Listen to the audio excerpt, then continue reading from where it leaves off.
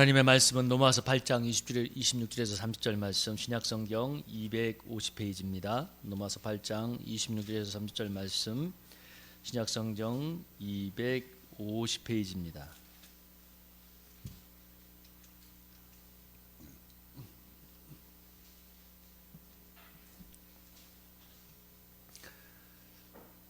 로마서 8장 26절에서 30절 말씀, 우리 찾으셨으면 한 절씩 교독합니다.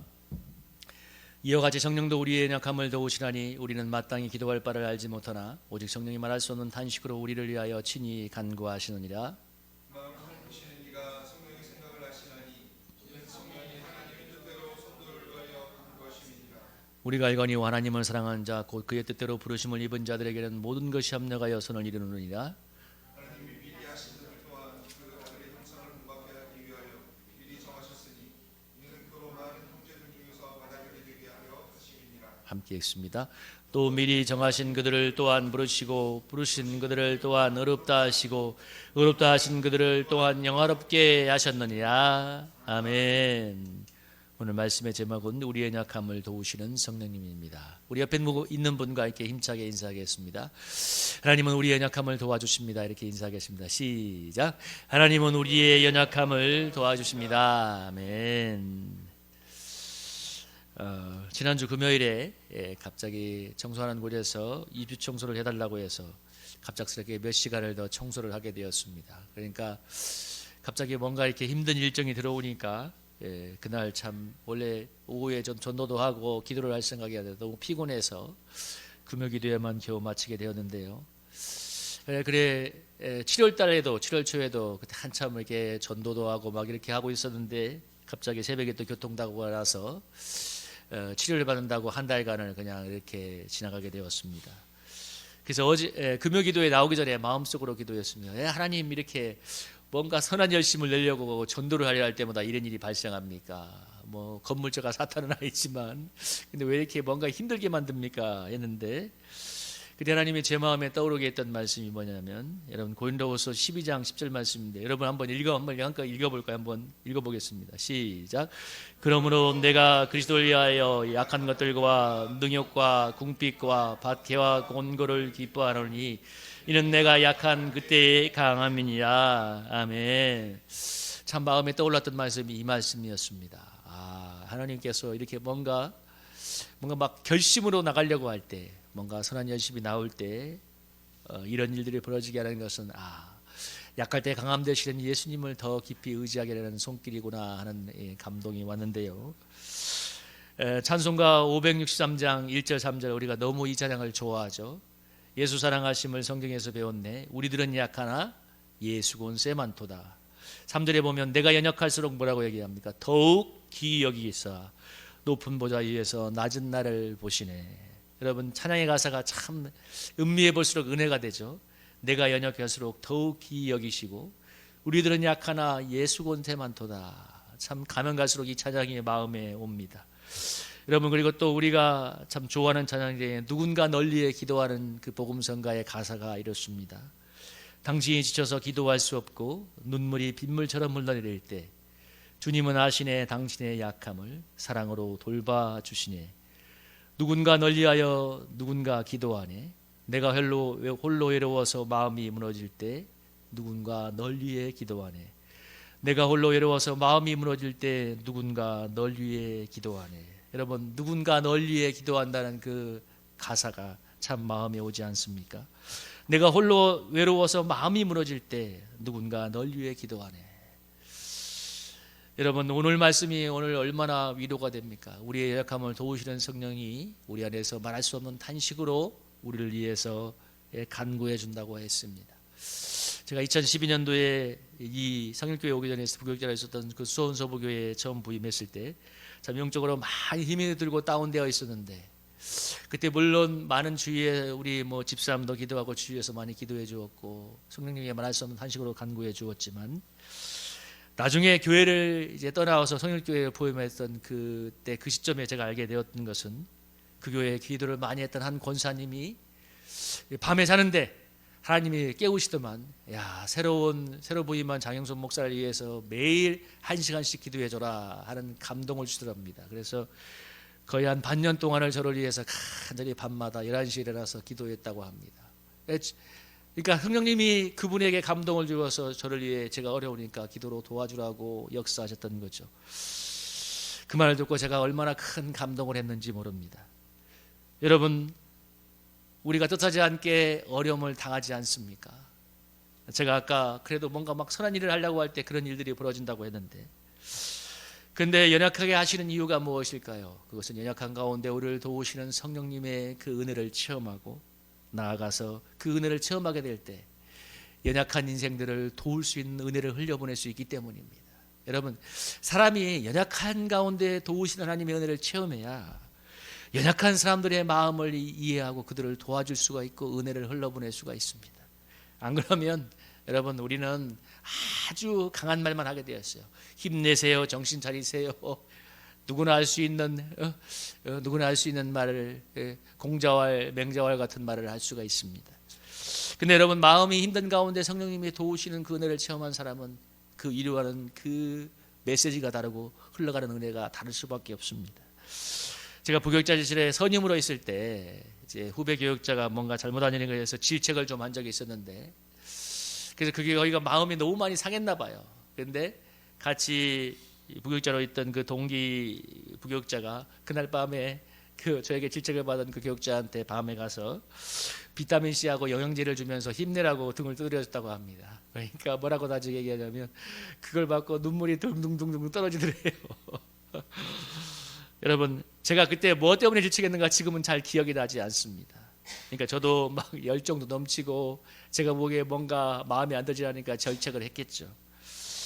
근데 질책을 받은 교육자는 동기가 등을 한번 두드려주니까 눈물을 글썽글썽하고 눈물을 떨어뜨리라고 말을 하면서 들으면서, 여러분, 우리 인생이 그렇게 연약한 것입니다.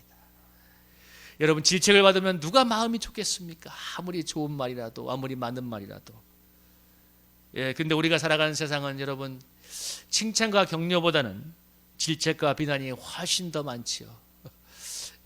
저랑 동갑인 우리 친구가 현대자동차 연구소가에 있었는데 지금 부장까지 아마 올라갔던 걸로 아는데 20년 차에 20돈의 그 기념패를 회사에서 해주더랍니다. 그 내가 이렇게 페이스북에 올렸길래 축하한다고 얘기를 하니까 뭐라고 얘기하냐면 이거 20년 동안 욕 먹은 값이야 그러더라고요. 20년 동안 욕을 얼마나 달달달 먹겠는지. 여러분, 그래서 사람들이 마음이 써놨고 화가 많이 나 있습니다. 칭찬과 격려보다 질책과 비난을 받으니 여러분 당연한 것 아니겠습니까? 그런데 그런 세상을 살려니까 사람이 독해지게 되는 것입니다. 사람이 본질은 연약한데 강한 자아를 뒤집어 써야만 살아남았으니까 그렇게 겉보기엔 강해지는 건데요. 여러분, 아무리 강하려고 해도 사람들은 연약한 것입니다. 여러분, 말 한마디가 비수처럼 우리의 마음속을 무너지게 만들기도 하고 아무리 결심해도 잘 되지 않아서 온갖 중독에 빠져 살기도 합니다. 술, 담배, 마약, 인터넷, 게임 중독, 온갖 중독에 빠져 있는 사람들이 얼마나 많이 있는지 모릅니다. 사람들이 힘들어서 중독에 빠지고 나아가서 많은 사람들이 자살로 인생을 끝내는 것은 인생이 강하지 못해서가 아니라 우리 인생이 본래 연약하기 때문에 그렇습니다. 연약하기 때문에 삶의 스트레스를 견디지 못하고 마음도 병들다가 몸도 병들어서 드러눕게 되는 것입니다. 한 달 전인가 저희 어머니가 저 김포에 사시는 저 이모님 댁에 놀러 왔었는데, 그래서 그 이모님들이 다 모였습니다. 근데 이모님들이 4분인가 5분인데 그 중에 저희 어머니가 그 5분인가 형제 중에서 2번째고 85세인가 그런데, 근데 저희 어머니가 제일 정정해요. 근데 막내 이모가 지금 70 하나인가 그런데, 막내 이모가 제가 어릴 때 본 막내 이모는 정말 이 금산에서 미장원을 하면서 정말 날아다니는 멋진 이모였거든요. 내가 보기에도. 그런데 이제 70이 넘었는데 60 넘어서 교통사고를 당하고 하니까 이제 정말 너무 사람이 형편없이 돼버린 거예요. 거동도 잘 못하시고 정말 심지어 대소변도 잘 가리지 못하시는 그 형편이 된 걸 보면서, 그런데도 이렇게 외롭다고 이게 친척 이모 집에 놀러 온 것을 보면서 제가 마음이 너무 안타까웠습니다. 저희 어머니가 늙음하게 그래도 우리가 살 날이 얼마 안 남았는데 형제끼리 봐야지 하고 봤는데 마음이 더 안 좋아서 내려가셨습니다. 그래서 돌아가는 어머니한테 제가 그랬어요. 어머니, 제가 한 말 들어가니까 지금 건강하죠? 누우면 죽고 걸으면 산다는 자세로 날마다 운동하시라고. 그래서 제가 늘 우리 어머니의 건강을 위해서 기도하는데 어쨌든 하나님의 은혜가 있고 또 본인이 열심히 일을 하니까 어머니가 운동을 하니까 그 나이에도 허리가 꼿꼿해요. 정신도 멀쩡하고 정말 하나님의 은혜가 얼마나 감사한지 모릅니다. 그런데 그 막내 이모를 보면서 제가 너무 마음이 안쓰러웠습니다. 인생이 뭔가 하는 생각이 들더라고요. 그렇게 내가 어릴 때 보았던 이모는 그렇게 미장원에서 돈도 많이 벌고 정말 그야말로 날아다니는 인생이었는데 그렇게 멋진 이모였는데 최후 요즘 백세배를 바라보는 시대에 겨우 70이 될까 말까 한 나이에 저렇게 됐다니 하는 생각을 하니까 마음이 너무 안쓰러웠습니다. 여러분, 인생이 연약한 것입니다. 연약하게 쓰기 때문에 쓰러지고 절망하는 것입니다. 여러분, 연약해서 그런 사람들에게 아무리 잘해 정신 차려 이 친구야 해봐야 듣는 사람은 괴로운 거예요. 여러분, 힘들고 연약한데 자기도 잘해보고 싶어서 안 되고 있는데 거기다가 더 잘해 더 열심히 해 정신 차려 하면 사람의 마음을 더 힘들게 할 뿐이죠. 그래서 오늘 우리의 연약함을 도우시는 성령님 이 말씀을 하면서 한번 꼭 나누고 싶은 건 뭐냐면 우리의 연약함을 누가 어떻게 도와줄 수 있느냐는 것입니다. 우리의 연약함을 누가 어떻게, 물론 아까 말한 것처럼 힘들 때 누군가 비타민 C를 주고 영양제를 주면서 한번 등을 두드리는 것도 도와주는 것이 되겠지만 우리는 근본적으로 연약한 존재이기 때문에 그 정도로는 성이 찾을 수 없는 거죠. 순간은 지나갈 수 있지만 연약한 것은 근본적으로 마음의 문제고 더 근본적으로는 영적으로는 죄로 인해서 우리가 영육간에 연약해진 거기 때문에 그래서 연약한 것은 죄로부터 출발하는 거기 때문에 거기에서 해결이 나와야 되는 것입니다. 여러분, 에덴 동산에서 인간은 영생불사에 존재했지 않습니까? 그러나 죄로 인해서 늙고 병들고 제가 아까 말했던 막내 이모를 보는 그런 인생이 되었고 한 주먹으로 사라지게 되었습니다. 여러분, 학자들이 신학자들이 얘기하겠죠. 원래 죄로 병들기 전에 죄로 망가지기 전에 인간의 뇌가 얼마나 좋았냐면 지금 지구상에 있는 그 수많은 언어들 한 100몇 개 가지 언어는 충분히 구사할 수 있는 그야말로 유창하게 구사할 수 있는 그의 뇌의 능력이 있었다고 합니다. 근데 여러분, 죄 때문에 우리는 영어 하나를 못해서 힘들잖아요. 수십 년 영어 배워도 힘들잖아요. 아마 회사 다니는 분들 영어 스트레스 받으실 거예요. 여러분, 죄로 인해서 망가졌어. 그래서 뇌가 실제 기능의 5% 6%도 못 쓴다는 말이 있지 않습니까? 연약함은 죄로 인한 것이기 때문에 여러분, 죄 문제를 해결해야 됩니다. 여러분, 하나님과 우리 사이에 죄가 어떻게 해결될 수 있습니까? 십자가에서 우리의 모든 죄와 연약함을 담당하시고 그리고 죽은 자 가운데서 부활하신 예수 그리스도만이 우리의 죄 문제를 해결해 줄 수가 있습니다. 부활 상실하신 예수 그리스도에게 우리에게 무엇을 보내주니까 성령님을 보내어 주셔서 그 성령님이 우리 24시간 우리와 함께 하심으로 우리의 연약함을 도와주십니다.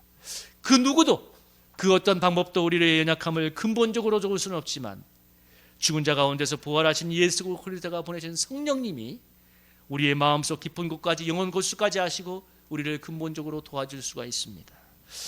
여러분, 성령이라는 단어는 헬라어로 파라클레이토스인데 헬라 지역에서 어떤 의미로 썼냐면 법정에서 의뢰인, 피고나 이런 원고를 변호하는 변호자의 의미로 썼습니다. 그러니까 쉽게 말하면 변호사죠, 변호사. 그래서 성경에서 파라클레이토스는 이 성령님의 뜻은 성경에서 어떤 뜻으로 쓰이냐면 변호자, 돕는 자, 중보자, 위로자, 상담자 이런 의미로 성경에서 사용이 됩니다. 그러니까 성령님이 우리에게 뭐예요? 돕는 자로 오신 것입니다. 왜? 우리를 도와줘야 되기 때문에, 도와줘야 우리가 믿음을 지키고 승리할 수 있기 때문입니다.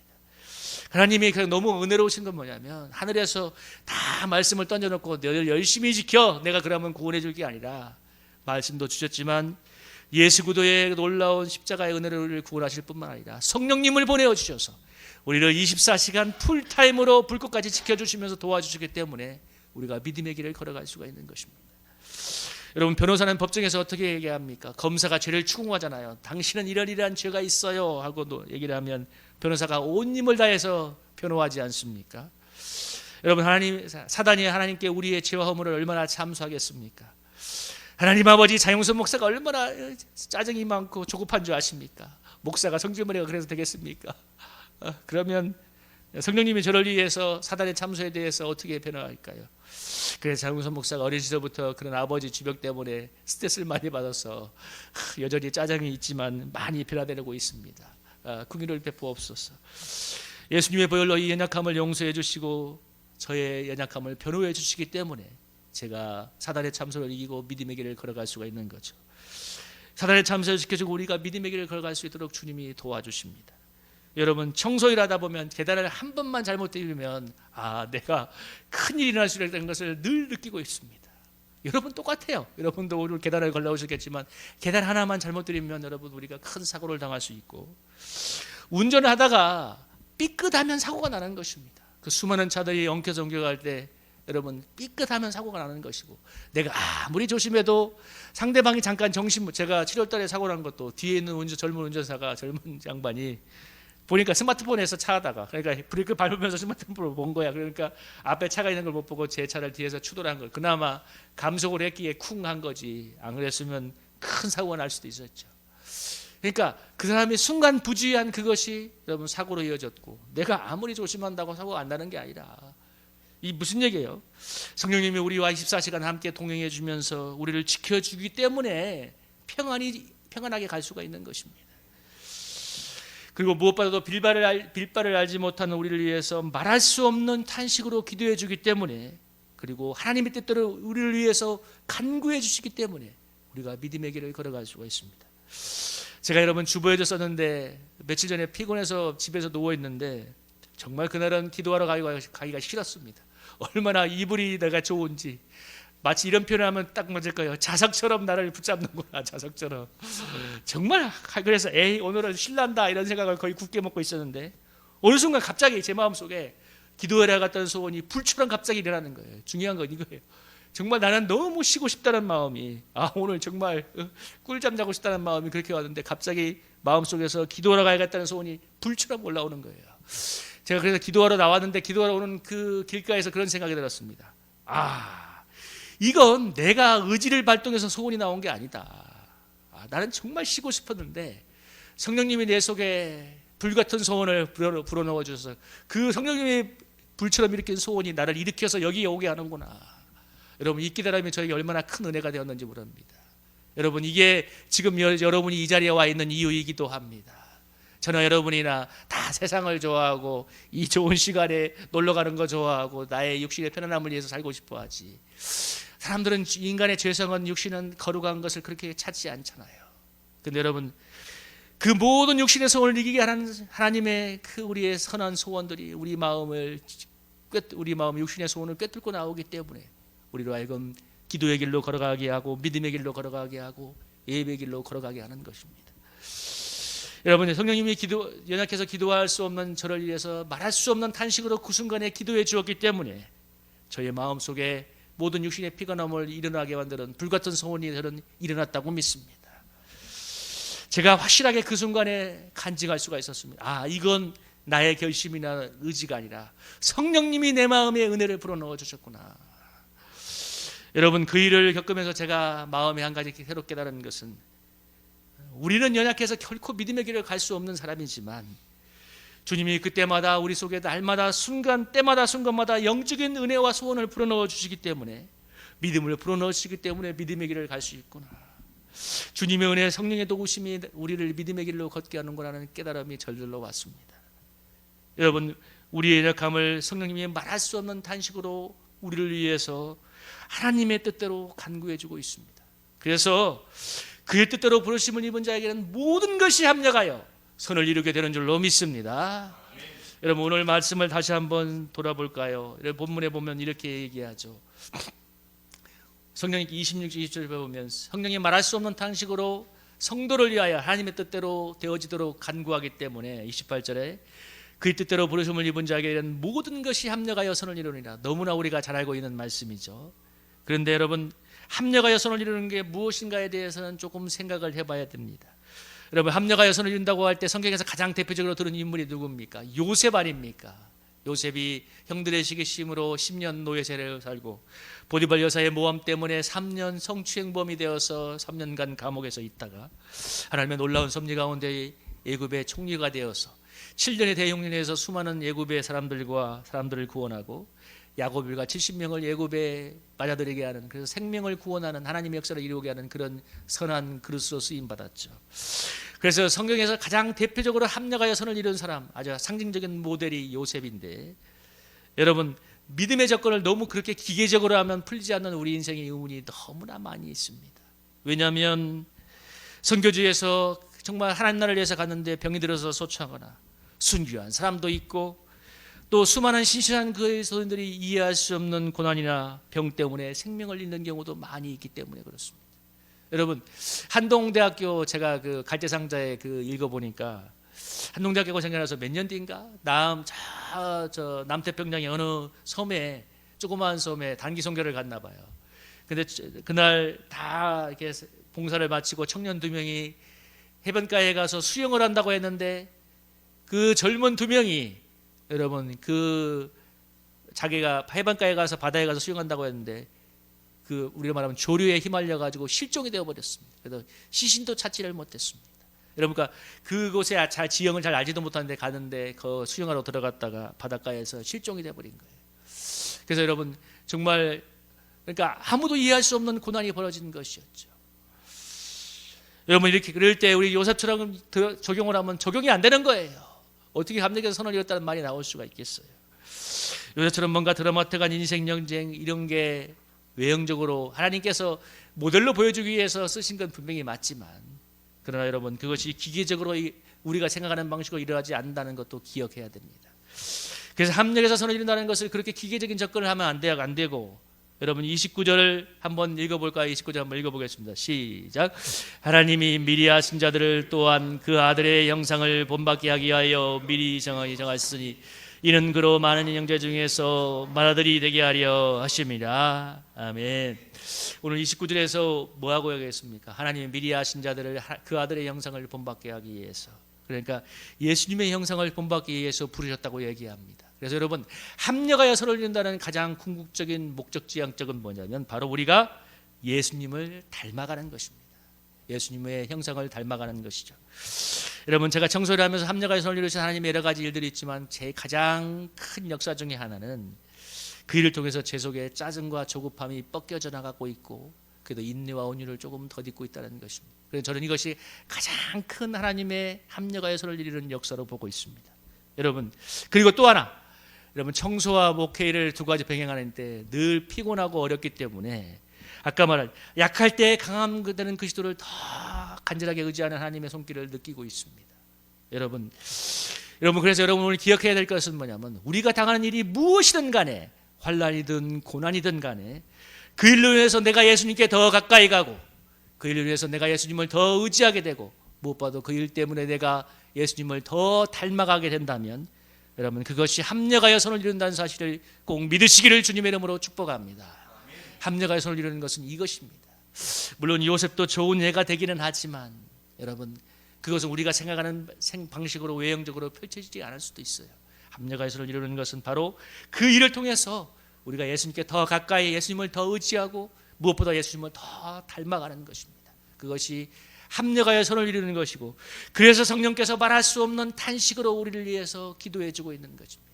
여러분, 우리가 정말 견디기 있는 인생의 현안 속에서 우리의 믿음을 버리고 싶고, 아니면 때로는 우리가 마음에서 원하는 대로 아까 최 집사님이 기도했던 것처럼 복수심으로 막 들끓어서 복수하고 싶을 때 성령이 말할 수 없는 탄식으로 무엇을 위해서 기도할까요? 주님, 우리 사랑하는 저 형제의 마음에 용서의 마음을 넣어 주옵소서.